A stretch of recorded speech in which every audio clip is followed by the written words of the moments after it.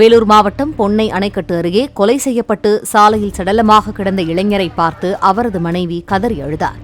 கை, கால்கள், கழுத்து ஆகிய பகுதிகளில் வெட்டப்பட்டு இளைஞர் ஏகாம்பரம் சடலமாக கிடந்த நிலையில் அவரது உறவினர்களும் சாலையில் புரண்டு அழுதனர். இதையடுத்து பிரேத பரிசோதனைக்காக உடலை எடுக்க போலீசார் வந்தபோது குற்றவாளிகளை கண்டுபிடிக்கும் வரை உடலை எடுக்க விடமாட்டோம் என்று பொதுமக்கள் சாலை மறியலில் ஈடுபட்டனர்.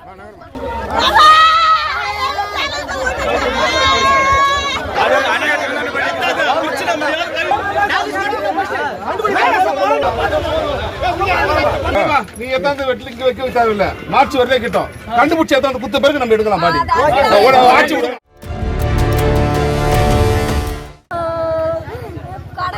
பணத்துக்கு தான் சார் சாவச்சிருப்பாங்க. அந்த பணம் நான் தரேன். இப்ப எனக்கு உயிர் கொடுப்பீங்களா? எனக்கு அந்த உயிர் கொடுப்பீங்களா? இப்ப எனக்கு வேணும். 1000 பேர் இருந்தா கூட இருக்கிற மாதிரி எனக்கு வருமா சார்? அந்த பணம் நான் தரேன். எனக்கு கொடுக்க சொல்லு சார் அந்த உயிரை. என் பசங்க அப்பா அப்பான்னு நான் என்ன பதில் சொல்றேன் என் பசங்களுக்கு?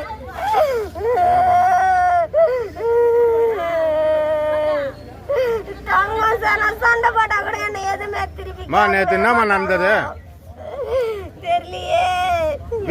சொல்லலையே என்கிட்ட. எனக்கு பிரச்சனை நான் பிரச்சனையை முச்சிட்டு வந்துடுறேன். நாங்க கடைசி வரையும் சொல்லாமையே என்ன பிரச்சனைன்ட்டு.